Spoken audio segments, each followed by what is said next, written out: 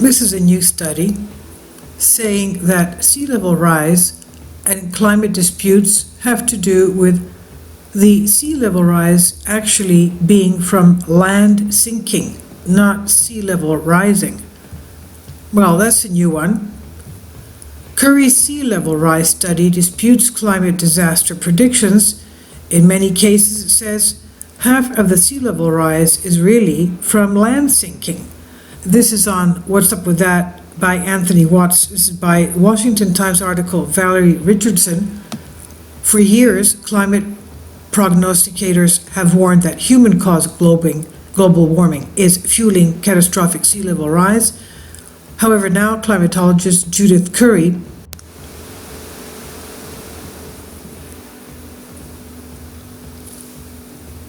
found that the current rising sea levels are not abnormal, nor can they be pinned on human-caused climate change, arguing that the oceans have been on a slow creep for the last 150 years, way before the post-1950 climb in carbon dioxide emissions.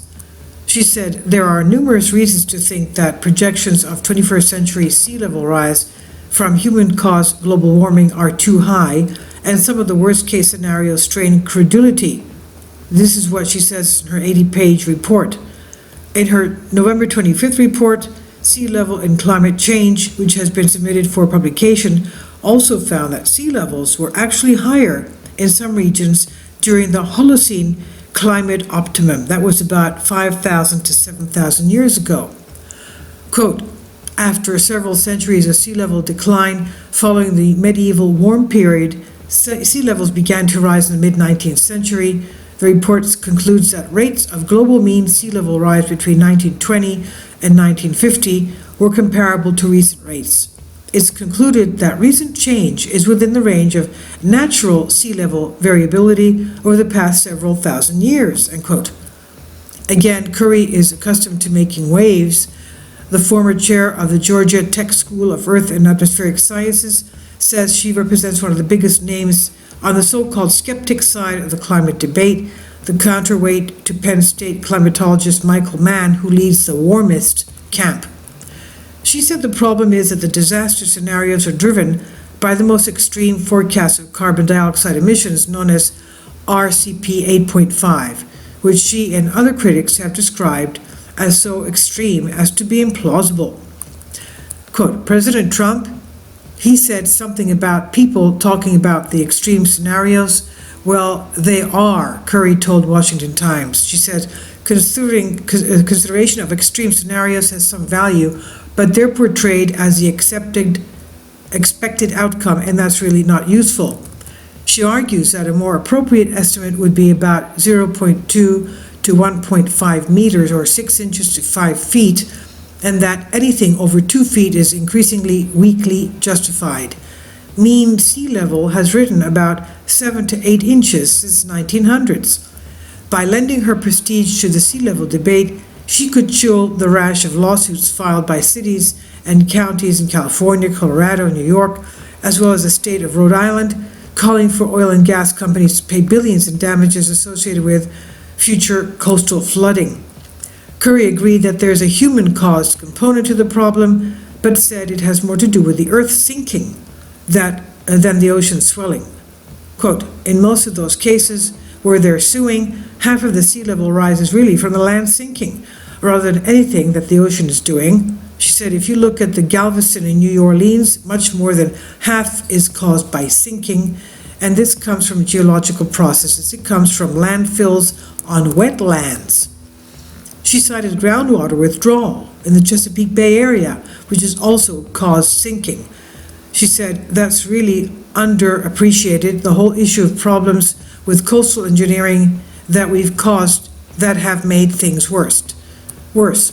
And challenging her sea level conclusion are scientists like Mann in a June debate with Curry at the University of Charleston, West Virginia. He argued that the latest models show that ice sheets can collapse more quickly than we thought. He said, if you had asked us 5 years ago what the best estimate was of the sea level rise we could see by the end of the century, we would have told you 3 feet. And he said, well, now if you ask us, we would say it may be closer to 6 to 8 feet. So Curry and Mann have sparred before. At a March 2017 congressional committee hearing, he denied calling her a climate science denier, to which he reported, "It's in your written testimony, go read it again," she said. "I think he's learning that there's a lot of backlash when he calls me a denier, so he calls me a contrarian," Curry said with a laugh, "and I don't think he's really mentioning me much lately. I think he's been burned."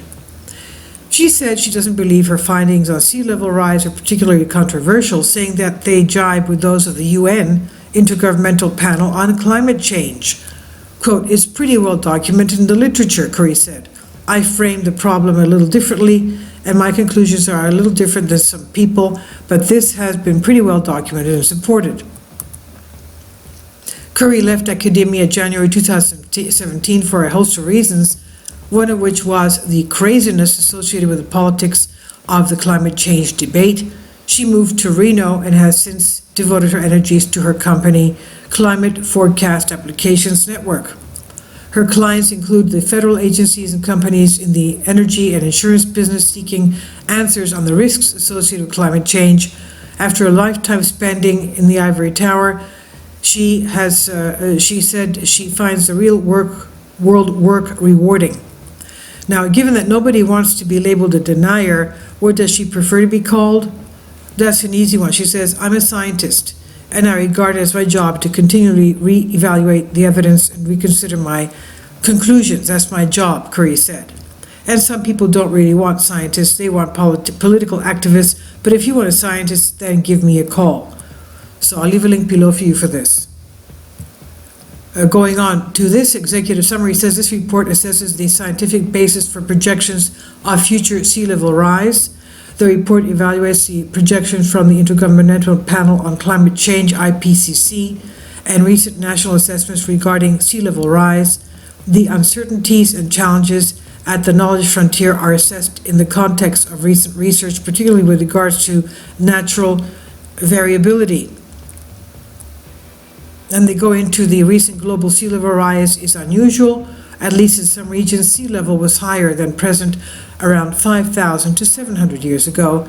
After several centuries of sea level decline following the medieval warm period, sea levels began to rise in the mid-1970s and 19th centuries. Rates of global mean sea level rise between 1920 and 1950 were comparable to recent rates. Number two, the extent to which recent global sea level rise is caused by human-caused global warming relative to natural causes of global sea level rise. The slow emergence of fossil fuel emissions prior to 1950 did not contribute to significant 19th century and early 20th century sea level rise.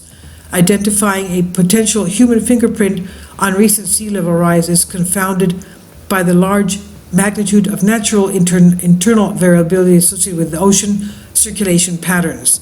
There is not yet any convincing evidence of such a fingerprint on sea level rise associated with human-caused global warming. And number three, the extent to which local sea level rise is influenced by global sea level rise relative to local vertical land motion and local land use practices. 4. The amount of sea level rise, global and local, projected for the 21st century. Local sea level in many regions will continue to rise into the 21st century, independent of global climate change. There are numerous reasons to think that projections of 21st century sea level rise from human-caused global warming are too high. Some of the worst-case scenarios strain credulity. Understanding climate change and sea level rise involves incomplete information from a fast-moving and irreducibly uncertain science. The challenges of understanding the causes of sea level rise and projecting future climate change and sea level rise are well recognized by the international community of climate and sea level researchers, as summarized in World Climate Research Program Grand Challenges.